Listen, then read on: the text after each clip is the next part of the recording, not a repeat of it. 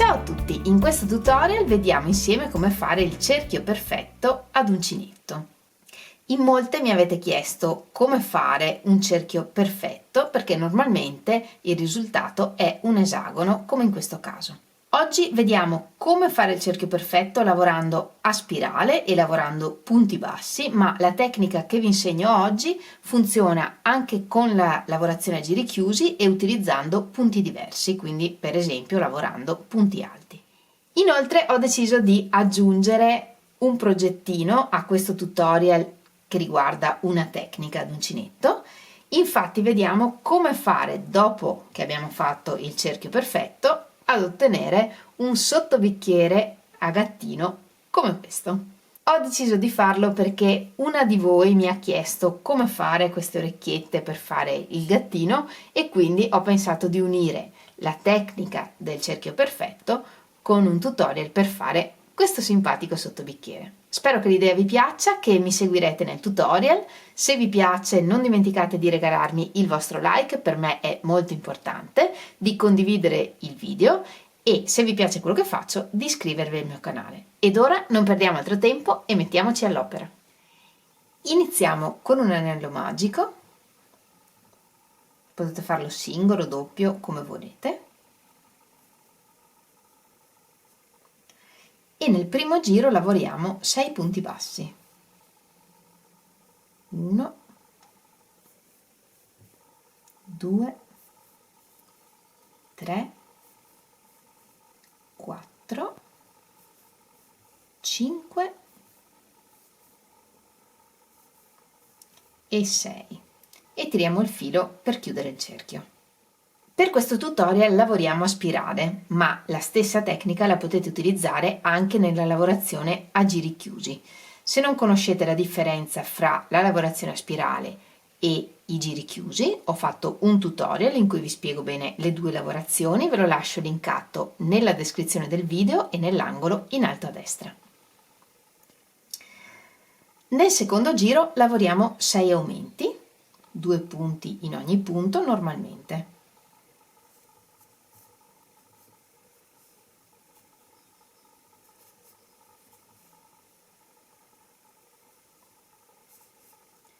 Quando usiamo il filetto come segnapunti, quello che facciamo è portare, se il filo è dietro, lo portiamo davanti ogni volta che iniziamo un nuovo giro. Se invece è davanti, lo portiamo dietro. In questo modo segna ogni giro.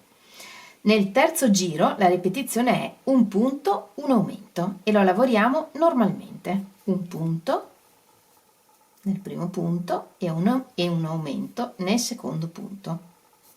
Quindi 2 punti nel secondo punto e ripetiamo così per tutto il giro, un punto, un aumento. Adesso il filo è davanti, quindi lo passiamo dietro e così via. Il filo come marker lo utilizziamo in questo modo. Nel prossimo giro la ripetizione che ripetiamo è 2 punti, un aumento e la lavoriamo così, come sempre, 2 punti, un aumento. E ripetiamo questa sequenza per tutto il giro. E come vedete comincia già a vedersi l'esagono.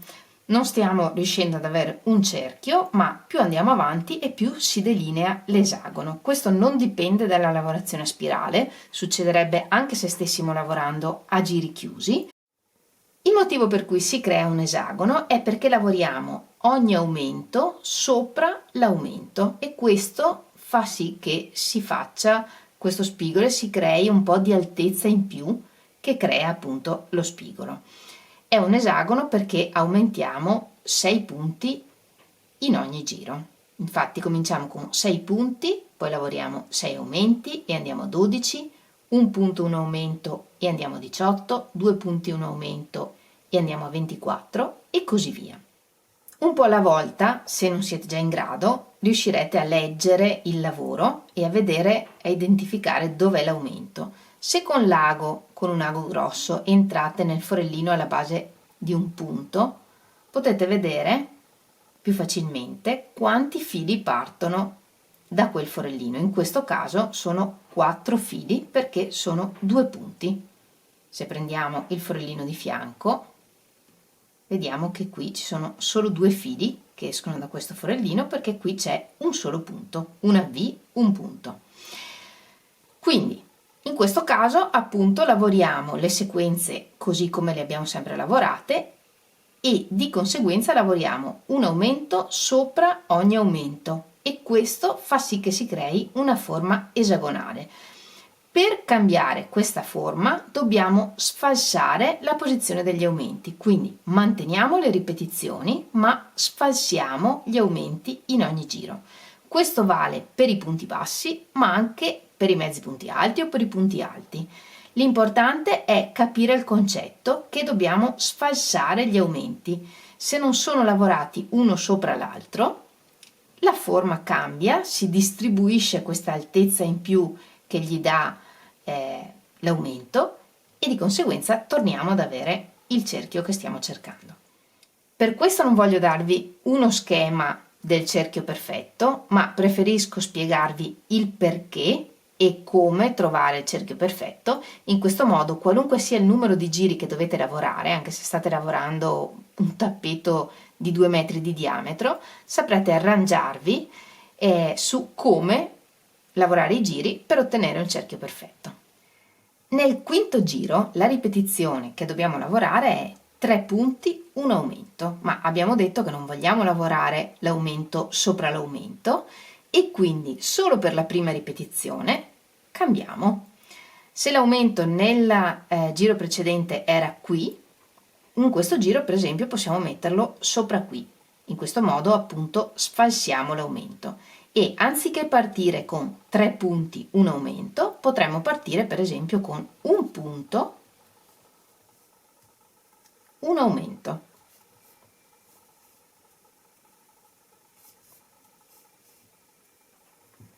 E così abbiamo sfalsato l'aumento, l'abbiamo spostato da qui, l'abbiamo spostato qui. E adesso possiamo cominciare a lavorare la sequenza di questo giro, che è 3 punti, un aumento. In questo modo tutti gli aumenti di conseguenza verranno sfalsati rispetto a quelli del giro precedente. Quindi lavoriamo tutto il giro lavorando 3 punti, un aumento. E alla fine del giro ci mancano 2 punti. Lavorata l'ultima sequenza ci avanzano 2 punti, e sono quelli che mancano alla prima sequenza. Abbiamo lavorato un punto, un aumento all'inizio, e quindi ci avanzano gli altri 2 punti per completare la prima sequenza, e li lavoriamo 2 punti.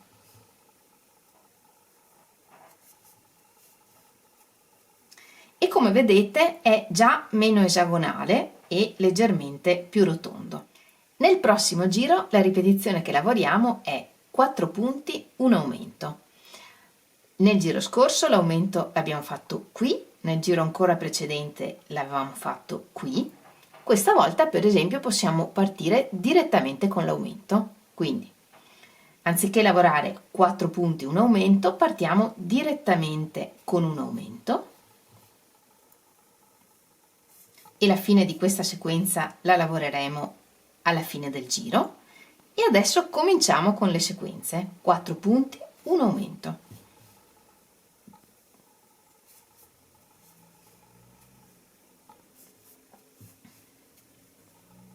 Quattro punti, un aumento.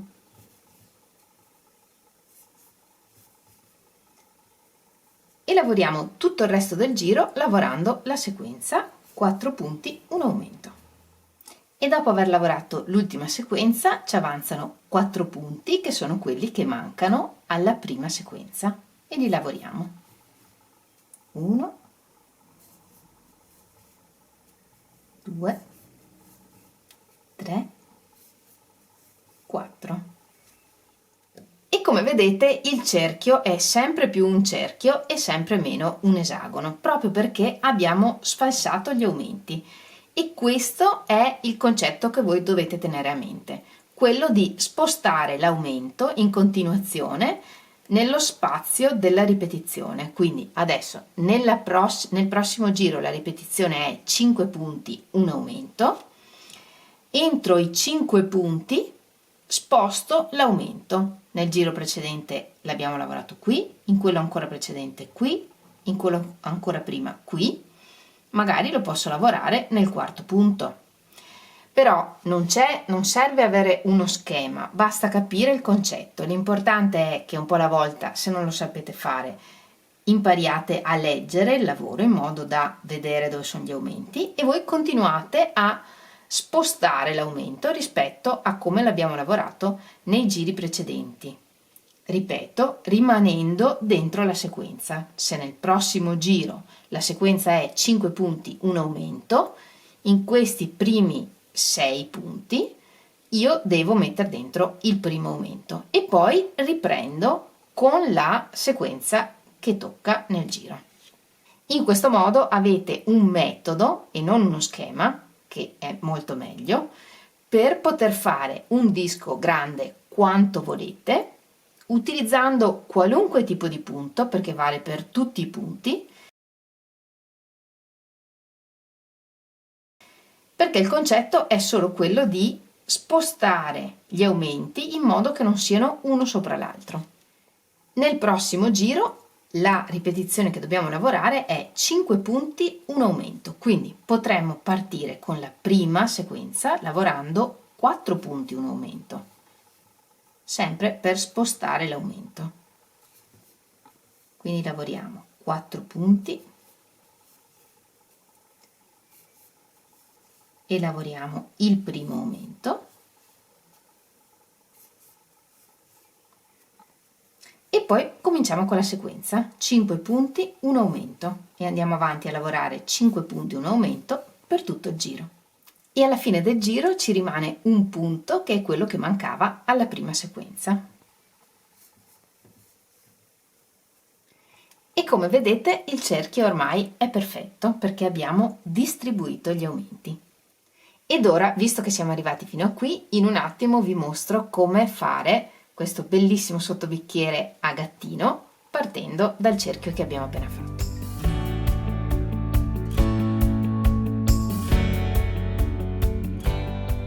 Per fare le orecchie cambiamo colore, quindi l'ultimo punto di questo giro lo chiudiamo con il nuovo colore e questo fa parte di come cambiare colore, anche su questo vi ho fatto un tutorial che vi lascio sempre linkato nella descrizione del video e nell'angolo in alto a destra.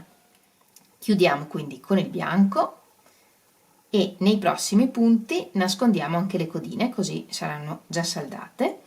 Nel prossimo punto lavoriamo un punto basso, un mezzo punto alto e un punto alto, tutti nello stesso punto. E nel punto successivo lavoriamo un punto alto, un mezzo punto alto e un punto basso. E siccome nel successivo punto cambiamo colore, questo punto lo chiudiamo con il filo arancione.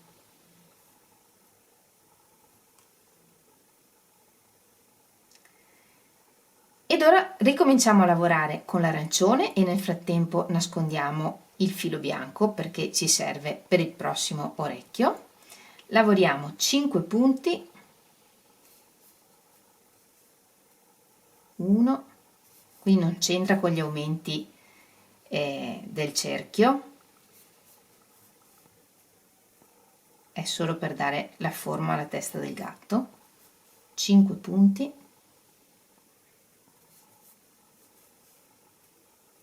un aumento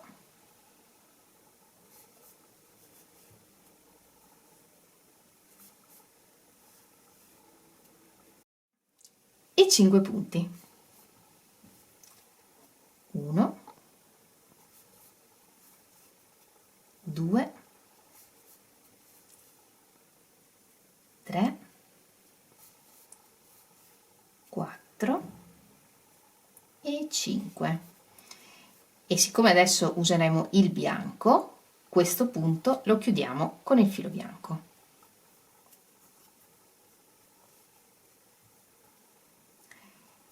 E lavoriamo un'altra orecchietta. Nel prossimo punto un punto basso, un mezzo punto alto e un punto alto e nel punto successivo un punto alto, un mezzo punto alto e un punto basso. E anche in questo caso chiudiamo con l'arancione. Il filo bianco lo lasciamo qui dietro e lo nasconderemo in seguito, e adesso lavoriamo tutto un giro di punti bassissimi, un punto in ogni punto.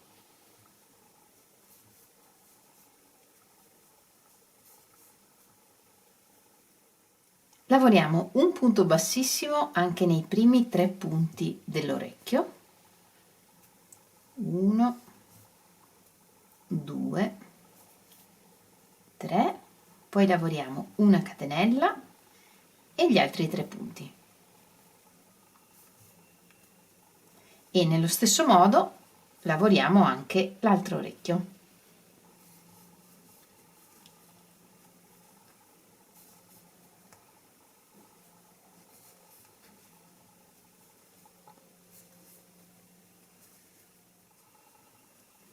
Lavoriamo un punto bassissimo anche nel prossimo punto, anche se avevamo già lavorato il punto bassissimo, e tagliamo il filo.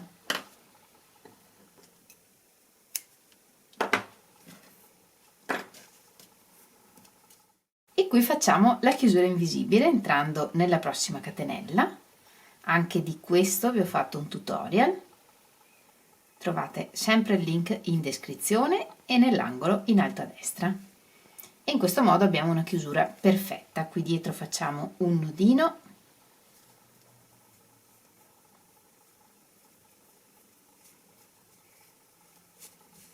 e nascondiamo il filo.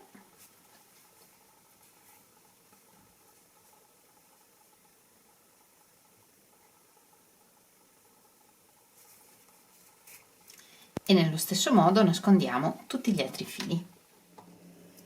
Di questi sottobicchieri possiamo farne quanti vogliamo e di tutti i colori, e una volta fatta la base, se vogliamo, possiamo fare dei ricami. In questo caso, per esempio, ho ricamato solo il naso, la bocca e i baffi, e per ricamare potete utilizzare filo da ricamo, questo per esempio è filo da ricamo, oppure, come in questo caso, ho utilizzato il cablè numero 5, ma potrebbe essere un qualunque altro filato sottile. Il ricamo è semplicissimo. Per il naso ho fatto un cuoricino passando più volte sopra alla V di uno dei punti centrali, e tutto il resto sono semplicemente punti.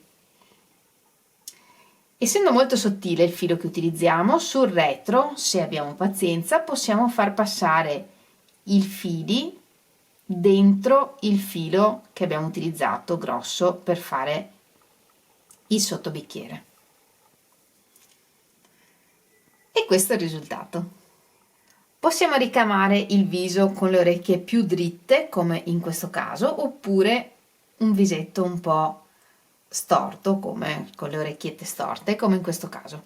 Non vedo l'ora di vedere tutti i vostri sottobicchieri a gattino. Io li trovo dolcissimi e irresistibili. E anche per oggi abbiamo terminato. Io spero che questo breve tutorial vi sia servito una volta per tutte per capire come fare il cerchio perfetto con l'uncinetto, e anche che vi sia piaciuta l'idea di questi semplici sottobicchieri, e soprattutto spero che piacciono alla persona che me li aveva chiesti. Come sempre, se vi è piaciuto il tutorial non dimenticate di regalarmi il vostro like, di condividerlo e di iscrivervi al canale se vi piace quello che faccio, e se siete già iscritti, grazie mille.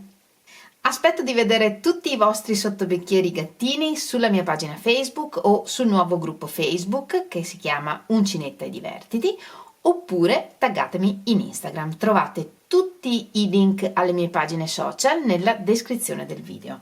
Come sempre vi ringrazio moltissimo di avermi seguita anche in questo tutorial. Noi ci vediamo lunedì prossimo in un nuovo tutorial, e come sempre nel frattempo vi mando un grande abbraccio e un bacio.